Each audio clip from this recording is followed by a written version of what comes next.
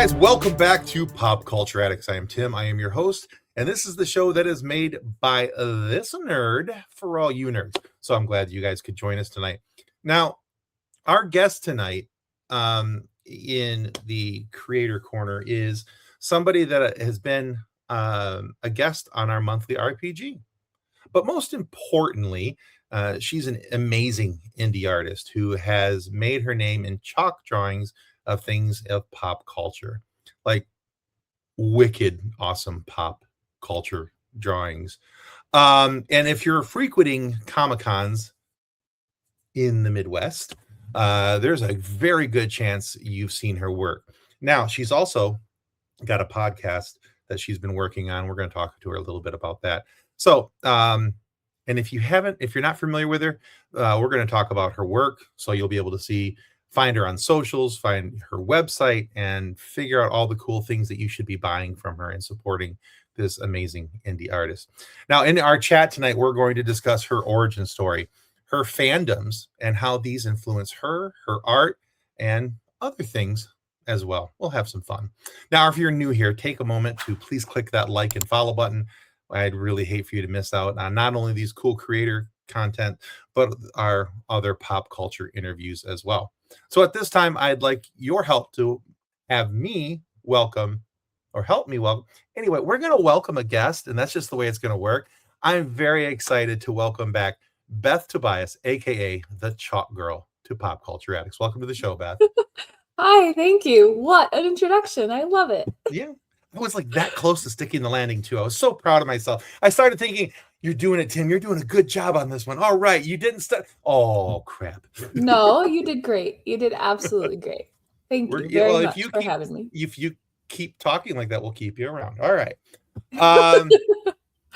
All right, Beth. One of the things I love to talk about with people when they come on the show, and we're just going to jump right into this because for those of you playing the home version of the game, that was the stuff pre-recorded. We had to stop talking because we were like 12 minutes into the recording and we hadn't even gotten into the actual show yet. And we're like, so Beth's very easy to talk to, and it doesn't take long to have a good conversation. But now that we've told you all that, we'll tell you this. So the question I love to ask everybody, Beth, and I do this for two reasons. Number one, I like to know what makes people tick. I like to know why it is you do what you do. Why did you choose this line of work and things? Okay.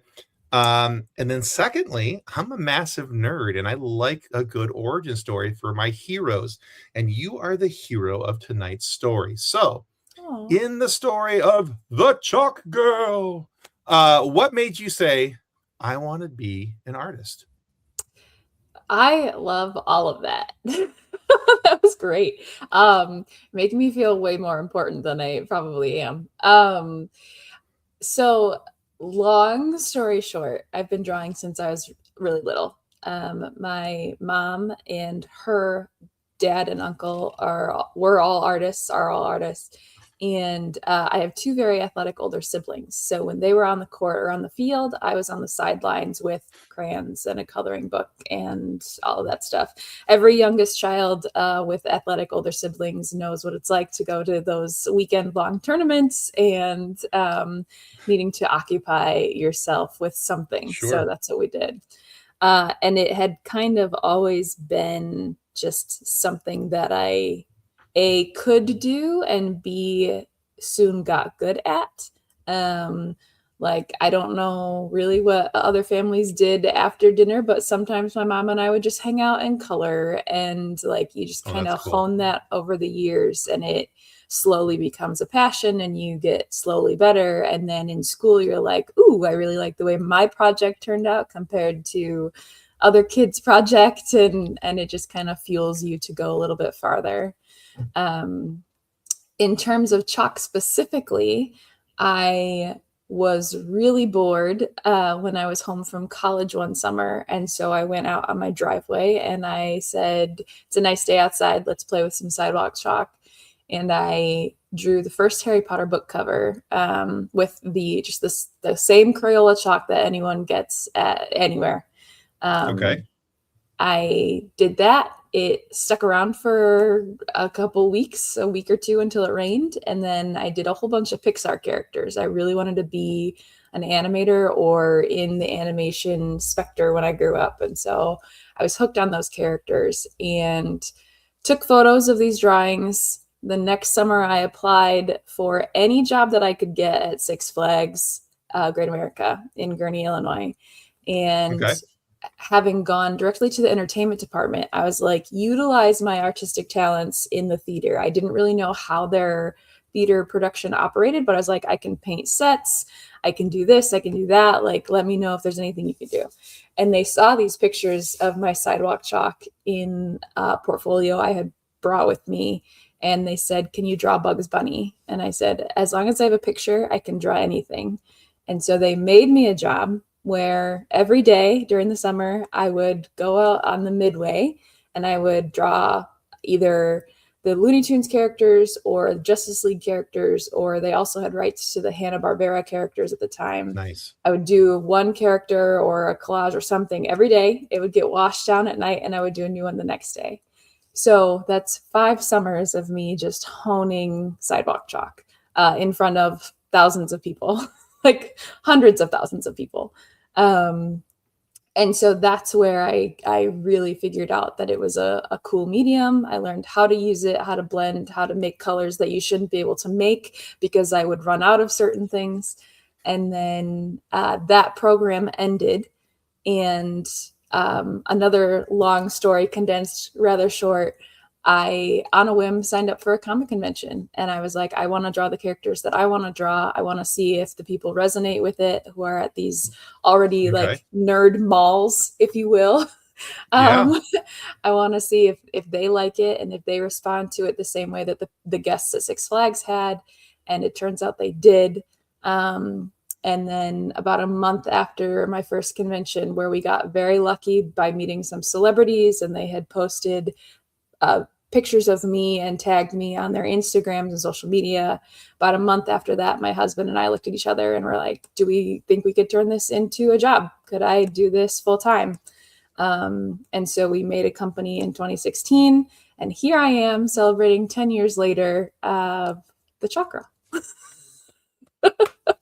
I know it's quite a story. That's an awesome story. That's an awesome story. And kudos to you for doing this for 10 years, man. Yeah, really cool. It's insane. It's absolutely insane to think about it. And I love it. I love the story. I would tell it a million times over, but yeah. No, that is really cool. Yeah, because when I think about, and this has nothing to do with you or a slight towards you in any way, just mainly because I'm a giant sissy and I don't like sounds of things. The sound of like chalk grating over the pavement of the sidewalk that's like fingernails on a chalkboard to me the whole time. I'd be like, ah. It's not for everyone. It's really not for everyone. And I didn't realize that some people actually have like a physical aversion to the feeling of chalk. I didn't know that. That was a thing. And people will come up at conventions and do exactly what you just did and be like, how do you exist with all the dust on your hands and the stuff everywhere? And I end up getting it like all over my face and like my clothes and stuff. And they're just like, how can you touch it? And I was like, it's just dust. See, I don't have a problem with the dust. I don't have a problem with chalk for the most part, but I just know what it would sound like as it's drawn, because I was a kid. I played with sidewalk chalk. Yeah. I know what that sounds like. And every time I would try and write or draw something, or when my kids were younger and they would try and write or draw something, I was like, okay, Dad's going to go inside now. You do the thing because Dad can't take this sound. He's a bit of a pansy. Got to go now. Bye.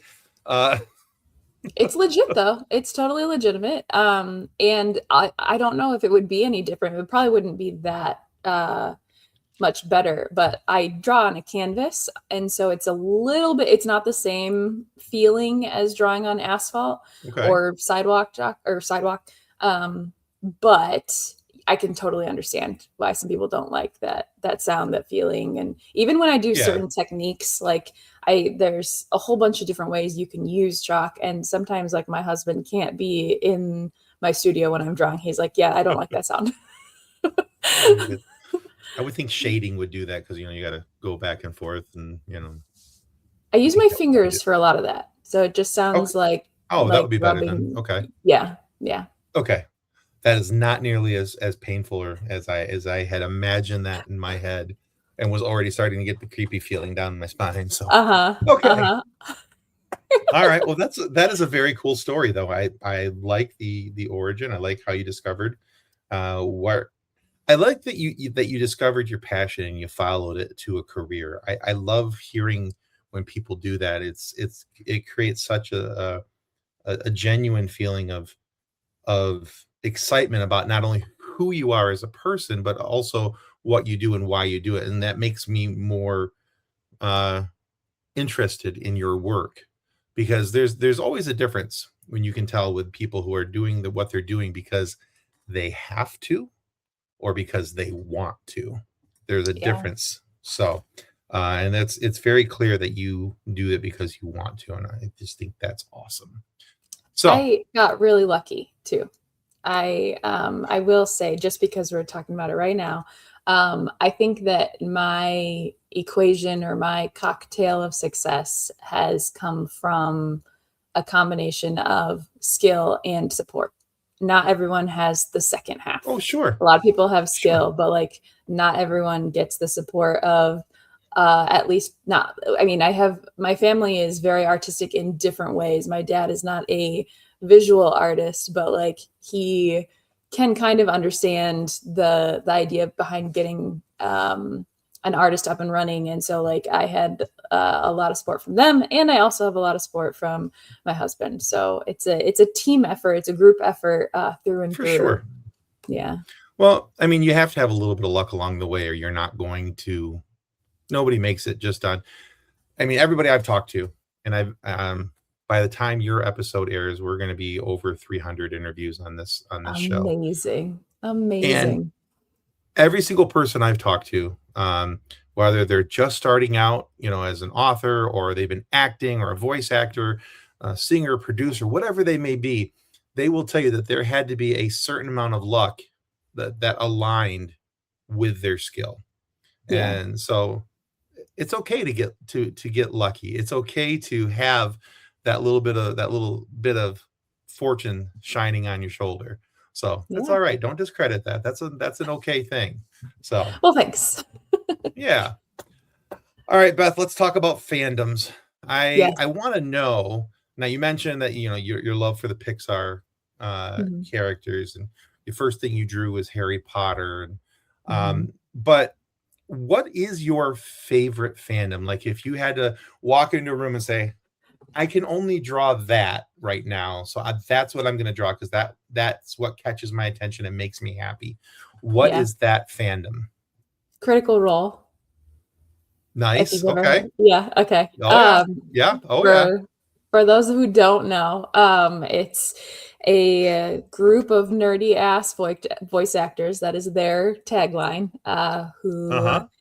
decided to, well, they didn't even decide, they got invited to take their home RPG, tabletop RPG, and they got to put it on a podcast, and it became just D&D online for a long time, and that is like, they are my ride or die fandom at the moment. Nice. I could Yeah, appreciate that. yeah, Yeah. they are fantastic. Um, yeah, we just had Felicia Day on. Oh, Uh, awesome. Yay. yeah, that was a really fun talk. We talked a little bit about her work with, like, Vox Machina and the Mighty Yeah, Nine, and of course Critical Role, but most importantly, she was talking about relaunching the guild. So we talked mostly about sure, that. But sure. but yeah, okay. All right. That is a very cool one. I like that. And there's so many cool characters that you can get Hmm. underneath the Critical Role umbrella. Hmm. Okay. What's your number two? I gotta know you're not at least your top two. At the moment, I am addicted to, I've gotten back into books. And so Okay. if you've heard of Fourth Wing, Yes. it's a popular romantasy, a book that kind of went nuts on TikTok about two, Hmm. 3 years ago. And I am utterly obsessed and would love, love, love to draw. I'm putting it out in the universe. I would love to draw something for Fourth Wing. Yeah. Absolutely. Or Well, paint. hey, you Yeah. gotta you gotta throw it up against the universal wall, see what happens, right? Yeah. Yeah, no, that's very cool. Yeah, my daughter is um a, a book connoisseur. Love it. Um and yeah, I when she tells me I just want to get one book at the store, I know she's lying. We're at least looking at five. Uh Uh-huh. Uh-huh. but yeah, so yeah, she too was, yeah, stuck on the Fourth Wing series for a while. Yeah, I'll it's have to so show you a good. picture of her bedroom sometime. The bookshelf we built into her wall. Um, and my wife and her are both really big book nerds. Mhm. And for our living room, uh, the contractor is going to come and do the work in a little bit because I have ideas, but I shouldn't be allowed anywhere near tools. Oh, sure. Um, yeah, I am not mechanically inclined. I am vocabularily inclined. Uh, We I all have our I tell strengths. yeah, yeah. I can do now if you I always tell people, I'm like, if you need something deconstructed, I'm your guy. There you If you go. need it constructed and you want it to be level and look right, don't ask Tim to do it. So, but we got a guy coming. We got a guy for that. Got a guy. Um, we got a guy. Yeah, it's one of my buddies. Now, 2 days we call him D&D. Uh, but D&D are coming and they're going to build bookshelves in my living room. And my wife bought one of those Beauty and the Beast ladders to slide across the entirety of the living room. Yeah, I'm she's jealous. So she's jealous. she found that at we have a local auction house around here. She found that Mhm. at this auction house for like So cool. $75. And it That's comes with so cool. yeah, she got a ridiculous price and she knows it. And so I'm Amazing. telling you that because if she was standing at the doorway, she'd come running over my shoulder and she's like, I got it for 75. So Yeah, yeah, I'm yeah. like, yeah, brag it up because that was an expensive ladder. That's amazing though. That's so cool. I am Dream Studio has that bookcase that has the rolling ladder on it. Oh my gosh. So Absolutely. cool. I get So that. cool. All right. So cool. You've got a couple really cool fandoms. Now, how do Mhm. those fandoms influence your work, your art that you do on a day-to-day basis? So I again got really lucky. I have drawn a picture of Critical Role's second campaign, The Mighty Nine, and Okay. it was my baby. Like it was over 200 hours of physical work, and then probably another 100 of research, and just kind of mocking up a drawing on my computer beforehand. Um, but this picture ended up being 6 feet by 10 feet. And I had done it, I finished it during, I think it was either September or October of 2020. So it kind of carried me through the pandemic and Nice. just helped kind of ground me. I had only discovered Critical Role towards the end of 2019 anyway. So I was like deep into it. I was listening for the first and second time to some of their campaigns, and going along with them in real time, which for anyone who has listened to their stuff, it's hundreds of hours. It's lots and lots of content. So to catch up and be like in the current game is it takes a while. But I was deep into that. I made this drawing. I posted a video of it online, and almost the entire cast commented on it when I did that. It was cool. It was one of the coolest things of my life to like see all these That's people just awesome. commenting on.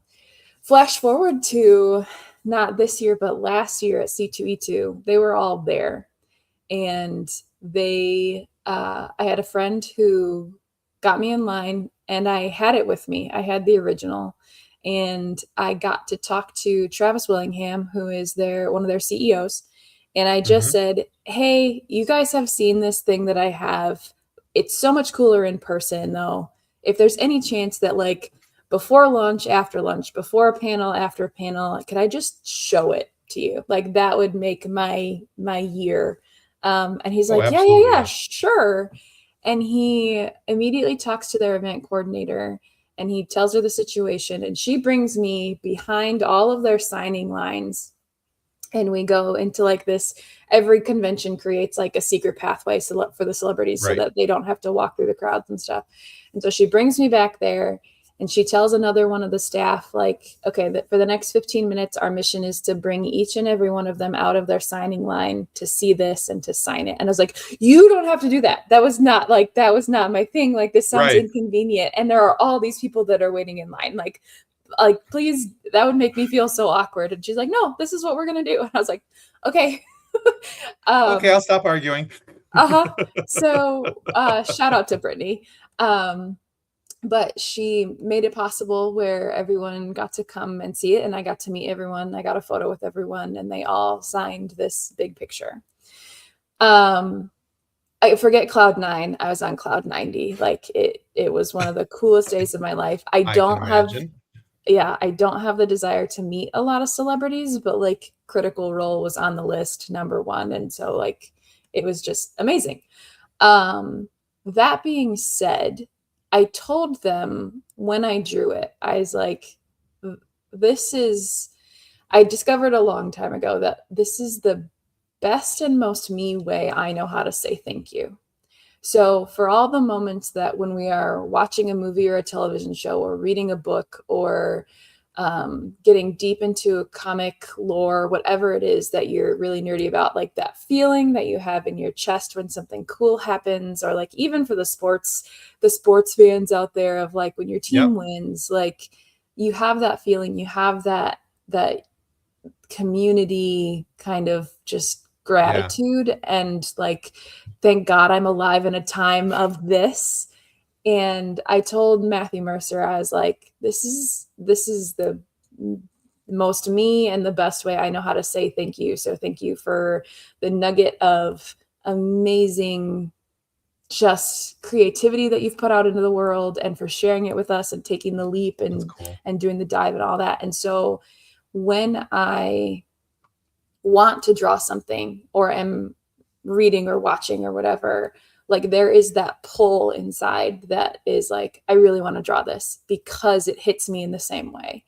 And there are some pictures that I've never seen the content at all. So like I'm working on an alien piece right now. I've seen the first half of the first movie and that's it.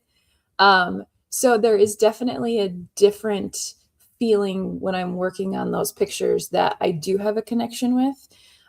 It's why I want to draw Fourth Wing so bad. It's why I want to draw more Critical Role. It's why when like any movie that I see or book that I read that just has that same tug, like that's the inspiration behind it. And so the more of that I have and the more time I'm given to work on a piece like that, the better it turns out to be.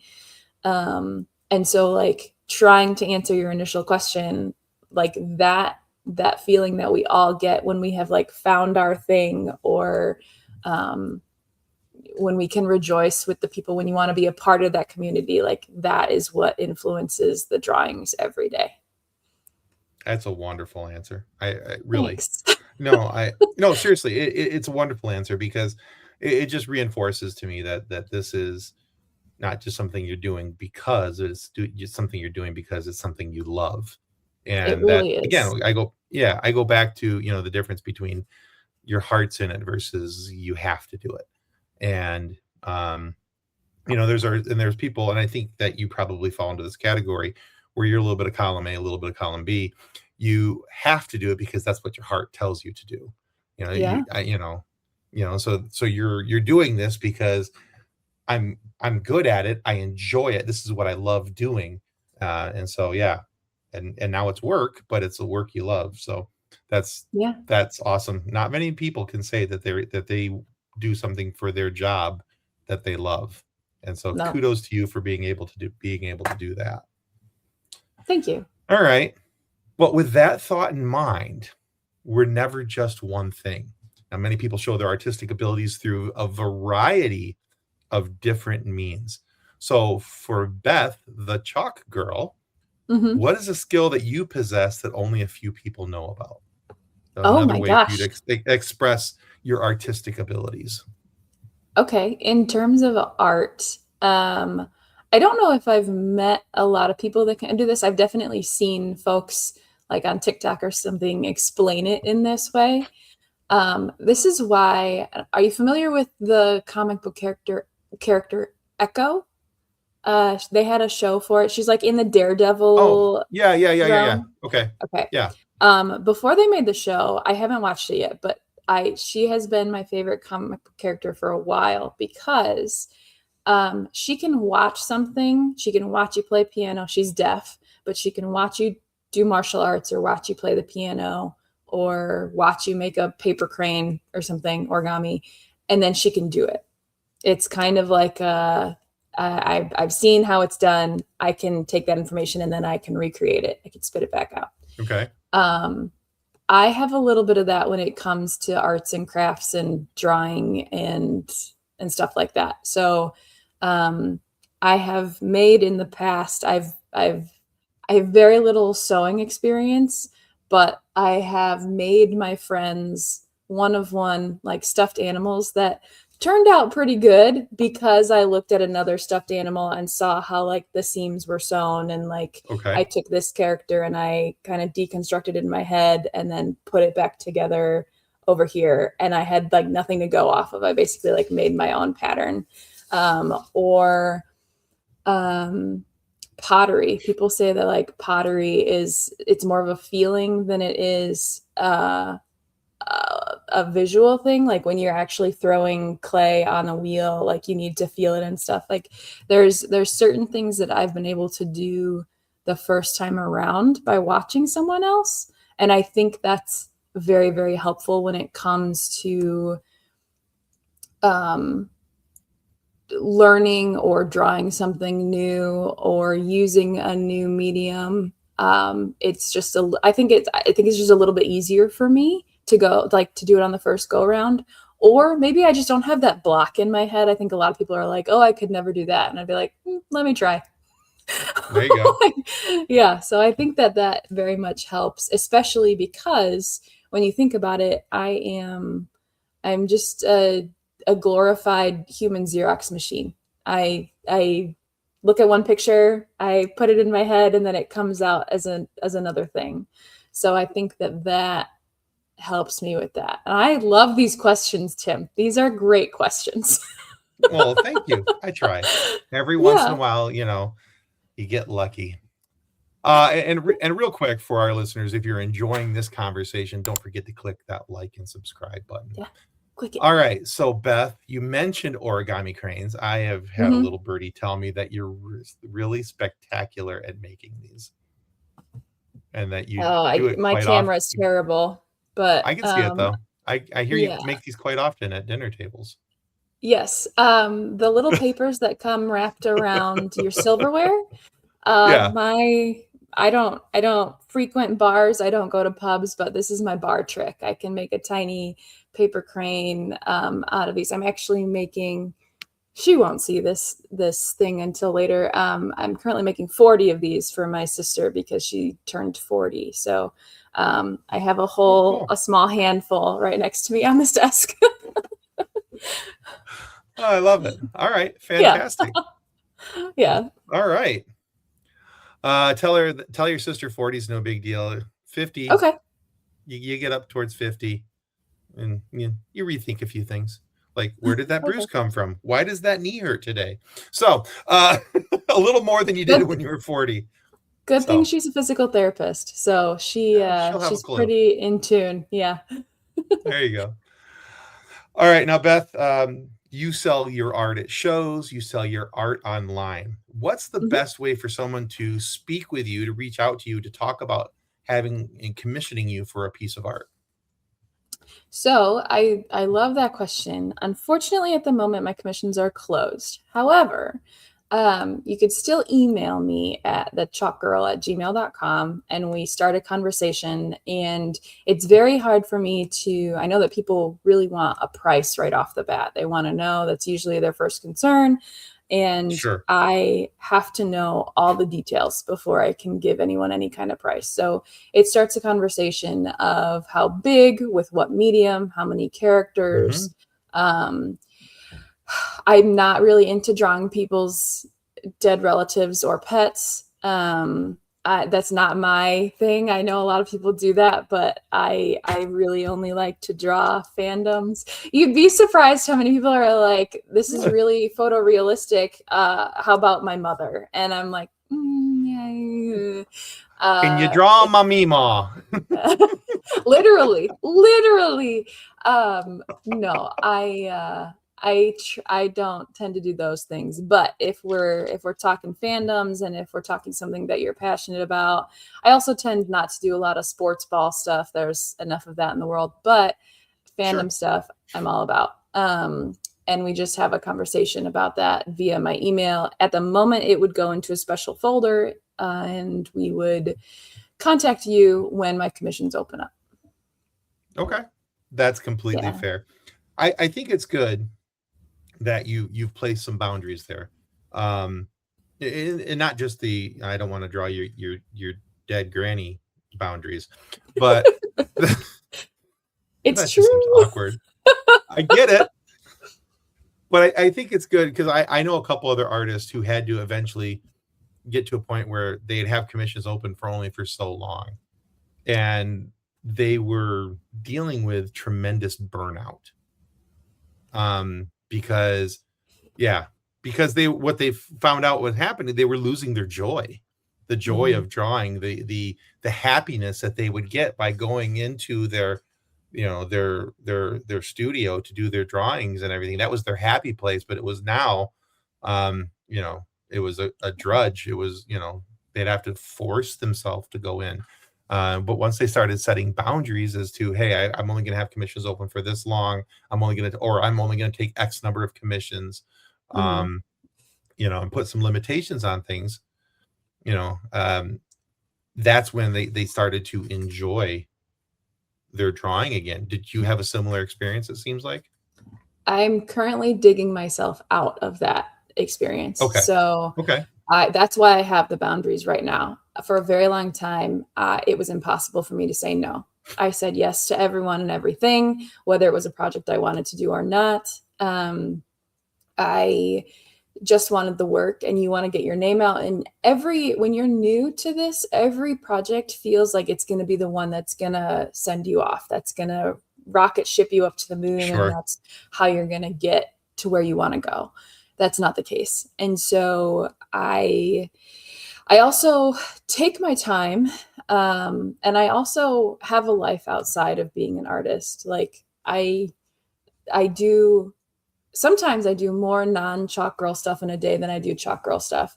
And so it's very hard to predict when I'll have it ready for someone, especially if they're a higher profile client. So I've had voice actors ask me to do art for pictures for their table so that when people come up to get signatures, they can pick this print or something.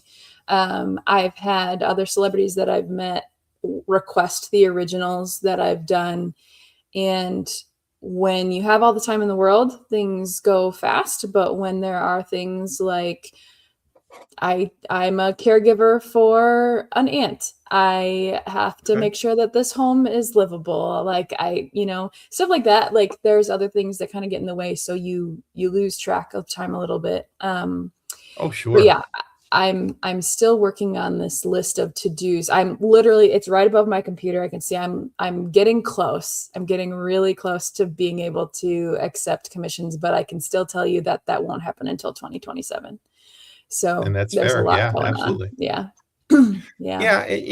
Yeah. Too, I think that because I have a chronically ill daughter and I have a chronically ill wife, people don't understand the levels of exhaustion that a caregiver goes through. And it's more than just physical exhaustion. There's emotional exhaustion, there's mental exhaustion, spiritual exhaustion, and those all join forces of evilness. So away from drawing, away from caregiving, how do you recharge your batteries? How do you make it so that when you have a little bit of Beth time, what do you do with that Beth time to help you reclaim your joy?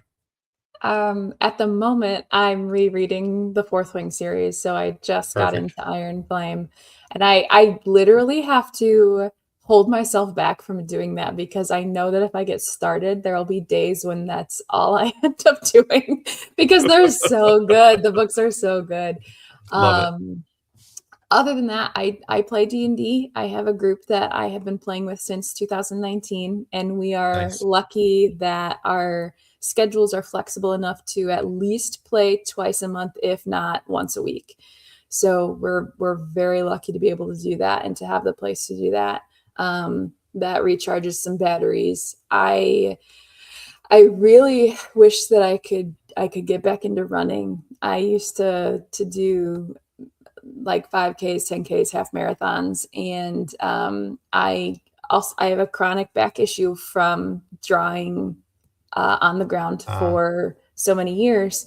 And Okay. 15, 16 years later, it hasn't gotten any better. And so there are days when you are on complete bed rest because you can't bend at the waist. Like you That's a struggle with that a problem. little Yeah. bit. Yeah. So Okay. no, but the reading and the D&D, and I love video games. I don't get to play them nearly as much as I want to, but I do love a good video game. You need to get yourself one of those Backbone handheld controllers so you can just plug your phone in and play from your bed. Oh, that sounds cool. Yeah, I just got one. Freaking love that thing. It's a problem. Good for you. It's a problem. It's a guaranteed problem. But yeah. Does it make you happy? It does. Okay, great. Does. Yeah, because like I could play my Xbox from it, and Love it. so yeah, it's Love a problem, but it's a good problem. It's a Nice. happy Tim problem. So yeah. All right. Well, Beth, you have answered all of my questions just fantabulously. Oh, But I have one more thanks. question for you. And we Okay. call this our silly question. Okay. All right. It's really not Ready. all that silly, actually. So this started because Kathleen, my live show host, Kathleen. So her and her daughter were out and about. Somebody asked this of her daughter, but not Kathleen. And Kathleen was like, well, that's rude. You should never age out of this question. Okay. So that question is, Beth Tobias, aka Chalk Girl, what's your favorite dinosaur? I had a feeling this was going to be it. I really did. I really did. Gosh. And you know what? I should have taken a moment to actually think about it. From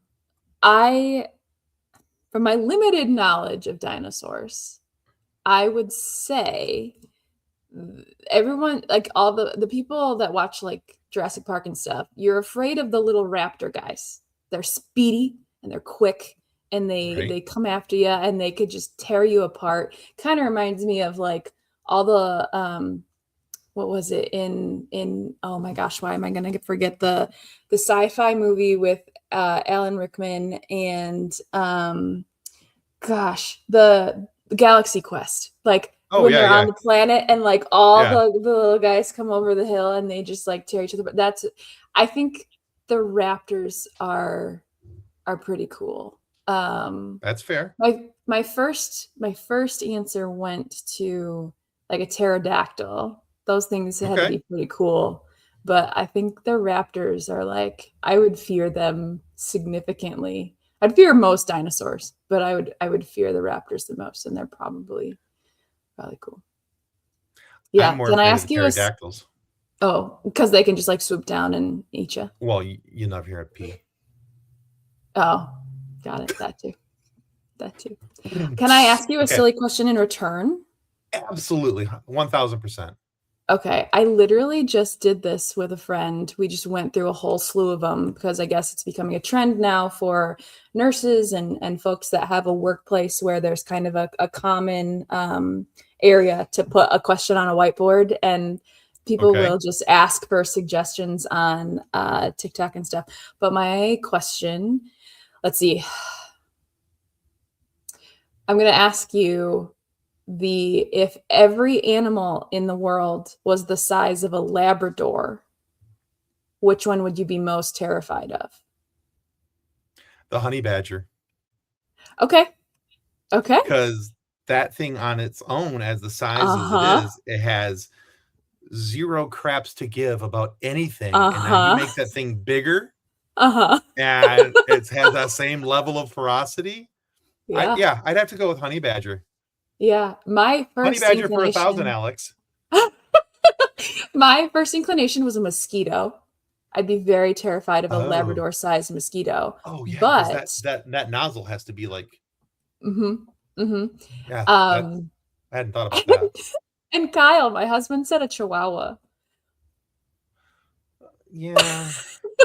The, 'Cause they're just like the little shaking balls of anger, and then if you actually give it the size it thinks it is. yeah, yeah, yeah. But You give the no, devil dog its strength. Yeah, yeah, that'd be a problem. yeah. Oh, No, I love questions like this. I love them. all right. No, that's a great question. I might even steal that for a future interview. I like that. I have like 30 of them if you want more. They're so good. Excellent. Yes. Yes. Excellent. Okay. All right. Well, Beth, thank you so much for being on Pop Culture Addicts today. Where can my listeners go to find out more about you, your work, and all the stuff you've got coming up? Although I am not as communicative as I would like to be, the first place for news and updates is Instagram and Facebook, which are both just at the Chalk Girl. And Okay. then I also have a website, which is Adventures of Chalk Girl. And that website has my entire convention list for the year, where I'm going to be and when I'm going to be there. It has a chance for you to sign up for our newsletter, which I promise is the opposite of spam because more often than not, I forget to send it once a month. So it becomes more of like a 6 to 8 times a year situation of just, hey, these are the new prints we have. These are, any cool things that may have happened at a previous convention, or these are the ones that we're looking forward to in the next month or two. And then, of course, we always put our sales out through our newsletter. So if you're into like holiday sales, those go out through there. And I would probably say that those are the main places to hear about me, to hear the news, and to stay up to date with everything that's going on. Okay, cool. Now, in case you're wondering what her Instagram page looks like, it looks a lot like that. And you can see some of her amazing art and her dirty chalk hand down there. Yeah. So, but yeah, there's a lot of really cool art on there. And I strongly suggest you guys give her a follow on that. But I'll make sure that we put some links down in the show notes down below so that people can give you a follow and Thank find you. out on your website and see what Comic Cons you're going to be attending so that they can buy your art, because I mean, this stuff is super cool. I mean, Thanks. yeah, like that's ridiculous. Thanks. Seriously, that's not just good. That's flipping ridiculous.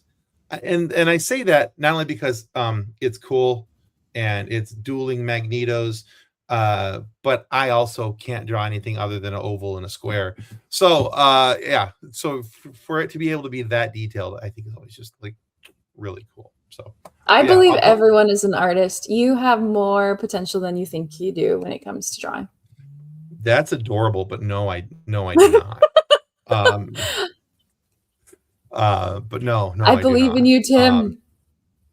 Well, one of us should, because it certainly won't be me. So my artistic nature comes out through my mouth when I talk. That's all I got. All right. So guys, thank you for watching and or listening. Be sure to go check out Beth. Go check out the Chalk Girl. Follow her on all her socials. Check out her website. Go visit her at Comic Cons. Support indie artists. It's amazingly important that we do this in the age of AI, where everybody thinks that a computer is better than an artist. They're certainly not. AI is not art when you have people who are this flippin' talented and doing these really cool things. So click that like and follow button for her. And, while you're doing it, you might as well click the like and follow button for Pop Culture Addicts. And if you're a pop culture nerd like me and you're an addict like me, please consider leaving a review on your favorite podcast platform or just putting a comment right here on YouTube. That also helps as well. So on behalf of Beth Tobias, aka the Chalk Girl, and of course, us fine folks here at Pop Culture Addicts. May the force be with you as you continue to live long and prosper. Goodbye. Reference to any specific product or entity mentioned on this podcast does not constitute an endorsement or recommendation by Pop Culture Addicts. The views expressed by guests are their own, and their appearance on the program does not imply an endorsement of them or any entity they represent. If you have questions about this disclaimer, please contact us via email at info@pcapod.com.